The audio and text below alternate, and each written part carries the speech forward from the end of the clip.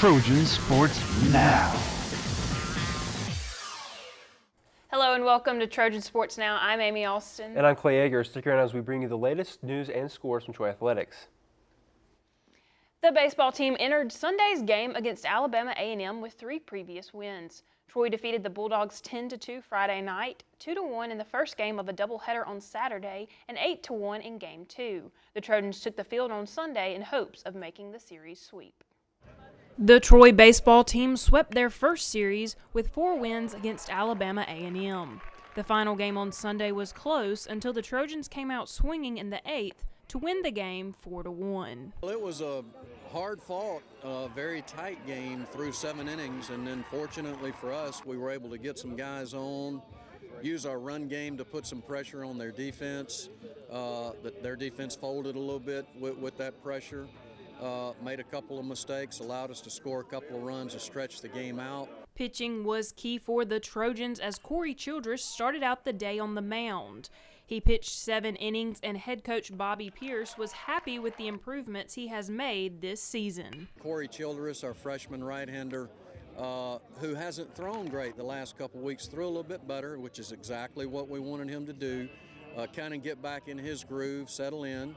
I thought he was a little nervous to start the game. It might have been because of all of this on top of a young kid trying to just get his thing going. And with the series win, Troy is now over 500 on the season with the record of 15-14. And Pierce said it has been a struggle to get to this point in the season. It was a big win and a big weekend for us. We've been a team that's really struggled to get to the halfway point here at 500. So to have a great weekend like we had, doubleheader sweep yesterday, win the game today, was certainly big for our team in this year at this moment. So, I'm hopeful at the halfway point our team can kind of find a groove and get going for the second half and put ourselves in a better position. The win on Sunday marked head coach Bobby Pierce's 435th win as a coach, breaking legendary coach Chase Riddle's record as the winningest coach of Troy University baseball. Then the baseball team hosted Alabama State for a midweek game in order to even the record. Early this season, Alabama State defeated the Trojans 12-8 on the Hornets' home turf. Troy hosted Alabama State to even the rivalry. Clay Yeager has the results. The Troy baseball team couldn't continue its 4-game win streak as well as add to head coach Bobby Pierce's winningest record in Troy history. The Trojans would fall to Alabama State late in the 9th inning, 9-3. Well, we had some opportunities earlier in the game to stretch the game out and had an opportunity with pitching and defense at the end of the game to win it. Didn't execute on either side of that, so we walk away with a loss here at Riddle Pace that I don't think we should have gotten. I hate that we're not celebrating with Ben after his fine start. The Trojans' strength is usually their sound defense, and it was strong up until the 9th inning when it fell apart on a single to left field with bases loaded. We had a senior catcher that made a bad decision on a bunt play, tried to get the lead out when it wasn't there. That set it up first and second, nobody out, and then we kind of fell apart from there. So we've just continued to let those type of things snowball on us a little bit instead of make a nice play to stop the bleeding. And tonight was another example of we were in good position to win the game but didn't pull it off. Troy's offense seemed like it had ironed out their problems as they went 3-1 at the bottom of the 3rd inning. However, Pierce says they have to work on execution for late innings.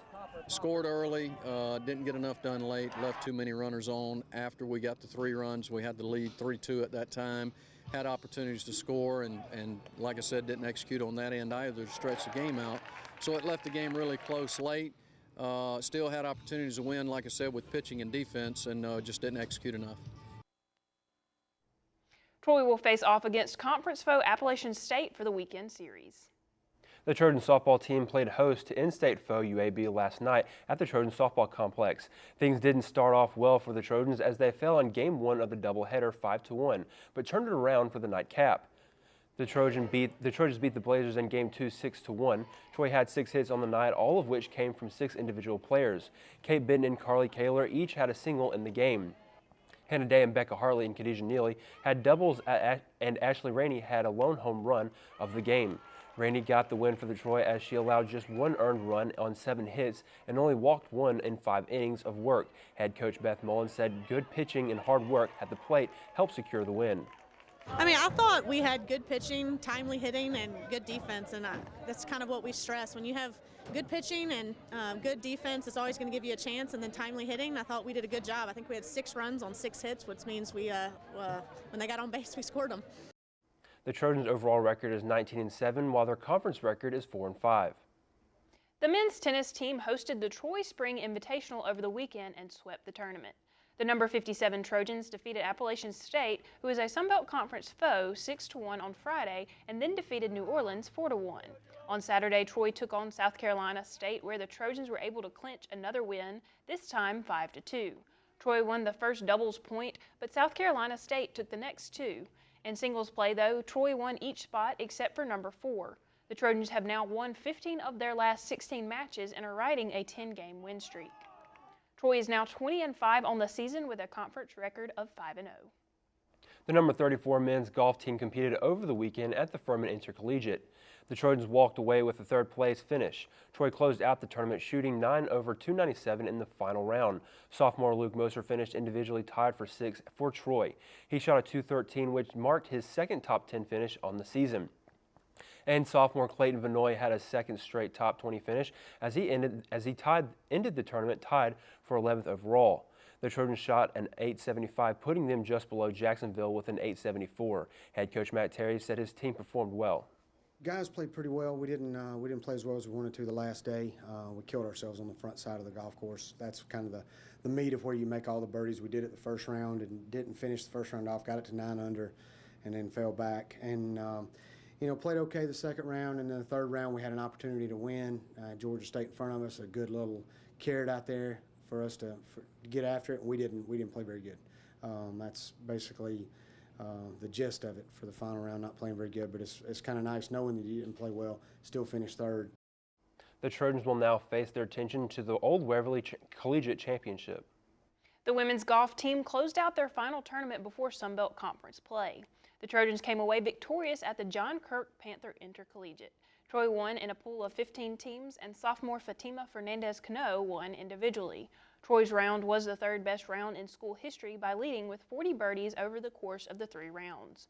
When entering the final round, Troy was 3 strokes behind Middle Tennessee, who ended in second and was sitting at third place.